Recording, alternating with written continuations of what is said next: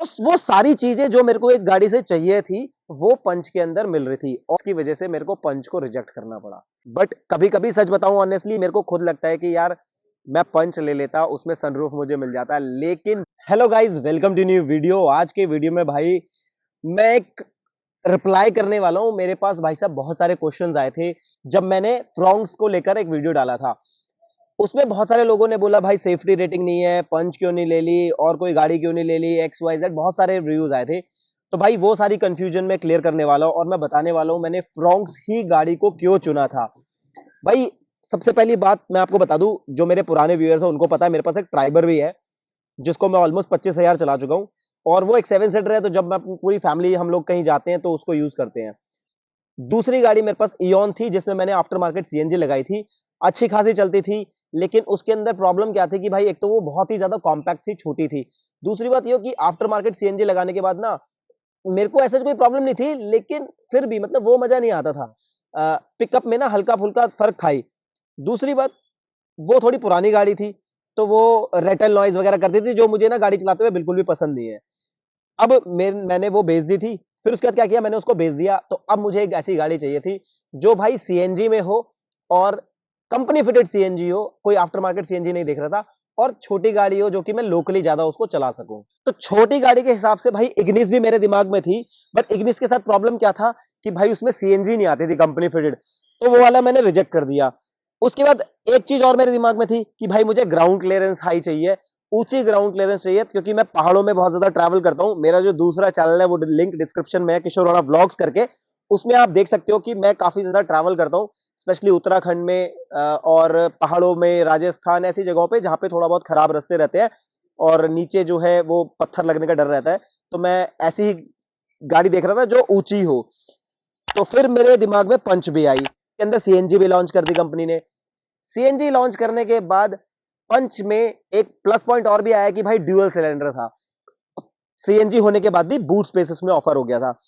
उससे भी plus point, एक बेटी है मेरी छोटी, तो उसके लिए सनरूफ भी उसमें था। तो वो सारी चीजें जो मेरे को एक गाड़ी से चाहिए थी वो पंच के अंदर मिल रही थी। और मैं एक बात और बता दूं कि पंच ना मेरी भी फेवरेट कार है। ऐसा नहीं है कि मुझे कोई पंच से नफरत है। जितने भी लोग कमेंट कर रहे हैं कि पंच बहुत अच्छी है, पंच ये है, पंच वो है, फ्रॉन्क्स के आगे ये सब बेकार वाली चीजें बात कर रहे हैं, मैं उन सबको बता दूं कि पंच जो है वो one of my favourite car है। पंच ऑलमोस्ट फाइनल हो चुकी थी। पंच की टेस्ट राइड रहते लेते वीडियो ही मुझे बनानी थी तो मैंने ऑल्ट्रोस की भी ली। ऑल्ट्रोस का पिकअप मुझे बहुत अच्छा लगा, लेकिन ऑल्ट्रोस के साथ प्रॉब्लम ये था कि भाई ऑल्ट्रोस का ग्राउंड क्लियरेंस कम था, तो वो तो मैं ले ही नहीं सकता था। बाकी लग्जरियस इंटीरियर जो चीज ऑफर करती है ऑल्ट्रोस, वो भाई पंच भी नहीं ऑफर करती। तो भाई ऑलमोस्ट मैंने डन कर दिया था पंच का कि चलो पंच ही लेंगे। उस टाइम पे फ्रॉन्क्स के अंदर जो है वो सीएनजी नहीं आती थी, फ्रॉन्क्स में से पेट्रोल में आती थी। जब फ्रॉन्क्स लॉन्च हुई थी तो मुझे इसकी लुक्स वगैरह बहुत प्यारी थी। इसकी लुक्स आप चाहे आगे से देखो चाहे पीछे से देखो, इसकी लुक्स बड़ी अमेजिंग है, बहुत अच्छी मुझे लगती है। फिर क्या हुआ कि कुछ टाइम बाद सीएनजी में भी लॉन्च हो गई। अब प्रॉब्लम ये था कि भाई सीएनजी में तो लॉन्च हो गई, लेकिन सीएनजी वाला जो वेरिएंट था भाई वो 9 लाख रुपए से ऊपर जा रहा था, मतलब 9.5 लाख रुपए का ऑन रोड दिल्ली पड़ रहा था। और पंच वाला जो वेरिएंट है वो 8 8.5 लाख रुपए का पड़ रहा था। तो प्राइस डिफरेंस भी था।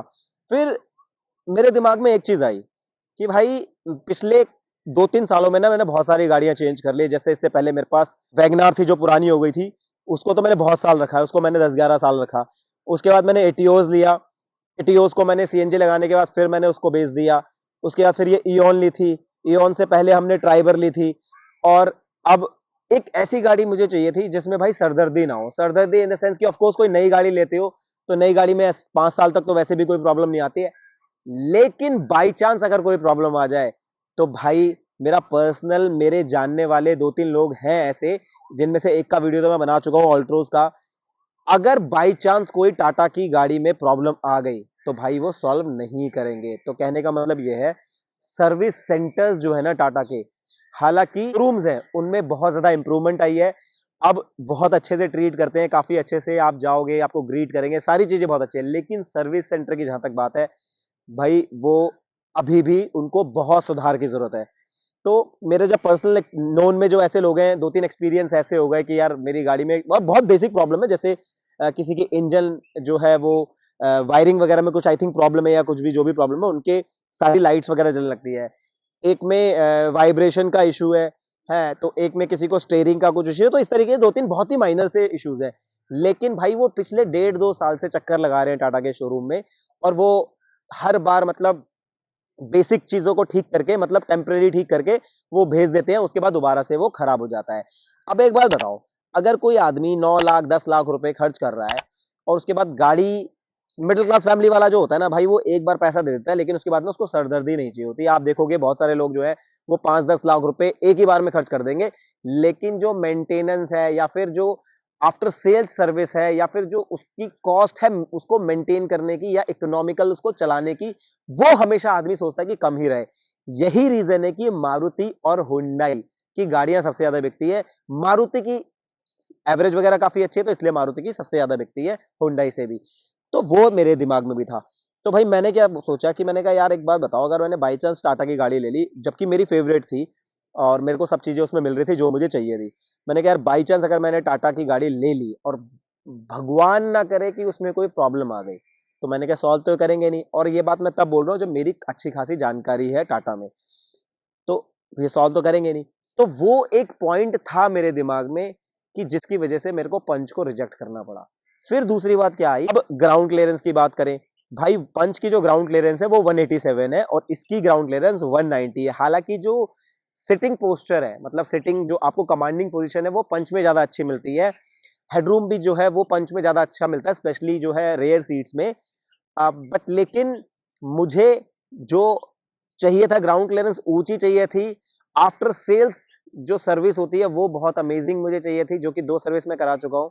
6000 के आसपास मैंने चला ली है, तो मुझे इसमें काफी अच्छी लगी।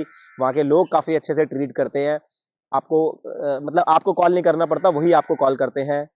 बात तो बिल्कुल ठीक है कि जो बात कहते हैं कि मारुति की सर्विस काफी अच्छी है, इसमें कोई दो राहें नहीं है। क्योंकि मेरा अपना पर्सनल एक्सपीरियंस है। हालांकि मैंने जैसे कि आपको बोला कि भाई जो वैगनार है मैंने 10-12 साल चलाई है उसको, और ऐसा नहीं कि सर्विस सेंटर की ही बात करें, बाहर भी अगर आप गाड़ी ठीक कराओगे तो बहुत ही सस्ते उसके पार्ट्स आ जाते हैं। मतलब अगर पुराना वाला मॉडल 2004 मॉडल था मेरे पास वैगनार, और वैगनार की जो बैक लाइट्स की बात करेंगे तो मैं 500-500 रुपए की उसकी बैक लाइट्स आ जाती थी।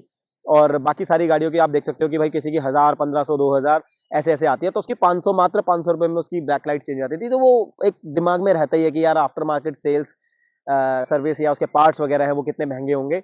तो वो सारी चीजें मेरे दिमाग में भी थी। बीच में हालांकि मैं टियागो की तरफ भी गया था। टियागो एक बहुत अच्छी प्रोडक्ट है, काफी अच्छा प्रोडक्ट है मतलब टियागो भी, और मुझे पसंद भी था। बाकी उसकी स्टेबिलिटी वगैरह काफी अच्छी है, लेकिन उसके अंदर वही ग्राउंड क्लियरेंस का पंगा था। लेकिन टियागो में एनआरजी एक वेरिएंट आता है उनका, वो मुझे, फिर मैं उसकी तरफ गया। बट लेकिन फिर वही दिमाग में था कि यार टाटा की आफ्टर सेल सर्विस जो है वो कैसी रहेगी। तो यही एक रीजन था कि भाई मैंने उसको रिजेक्ट कर दिया। बाकी कंफर्टेबल की बात करूं तो मुझे ये गाड़ी ज्यादा कंफर्टेबल लगती है पंच के कंपैरिजन में। पंच अच्छी गाड़ी है, नो डाउट, मैं दोबारा से कह रहा हूं मेरी फेवरेट गाड़ी है। लेकिन सीट्स कंफर्ट की बात करोगे तो भाई इसमें ज्यादा कंफर्ट लगता है कंपैरेटिवली पंच के।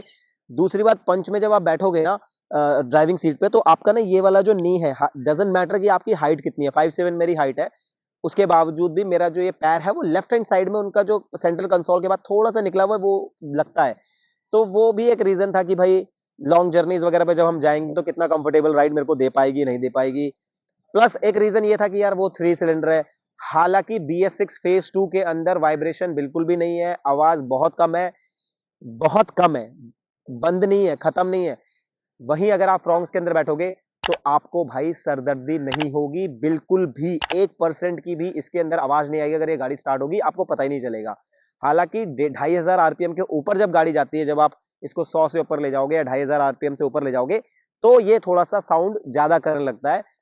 बट लेकिन एज सच इसमें एज सच कोई प्रॉब्लम आती नहीं है। तो ओवरऑल अभी तक 6000 चलाई है मैंने, मैं अपने डिसीजन से काफी ज्यादा खुश हूँ। मुझे ऐसा कोई प्रॉब्लम है नहीं इस गाड़ी से, और अभी तक ऐसा कोई प्रॉब्लम आई भी नहीं है। बट 6000 कुछ भी नहीं होता है। बट कभी कभी सच बताऊं ऑनेस्टली, मेरे को खुद लगता है कि यार मैं पंच ले लेता, उसमें सनरूफ मुझे मिल जाता है। लेकिन बाई चांस अगर वो प्रॉब्लम आती कि भाई उसमें गाड़ी में कोई फॉल्ट है, तो भाई वो जिंदगी भर का सरदर्द आया था, क्योंकि वो तो ठीक करने वाले थे नहीं। होपफुली आपको समझ आ गया होगा कि मैंने पंच को रिजेक्ट करके भाई फ्रॉन्क्स क्यों ली है। और अगर ये वीडियो अच्छा लगा हो उसको लाइक जरूर कर दीजिएगा। अगर कोई चीज ऐसी रह गई है जो आप पूछना चाहते हो मुझसे, तो प्लीज कमेंट बॉक्स में कमेंट कर दीजिएगा, मैं उसके रिप्लाई कर दूंगा। और चैनल पर अगर नए हो तो सब्सक्राइब कर दीजिए, क्योंकि ऐसे ही वीडियोस, मेरे पर्सनल एक्सपीरियंस के वीडियोस, नई गाड़ीज के videos, customer review, customer experience, ऐसी चीजें हम लोग शेयर करते हैं। Bye bye.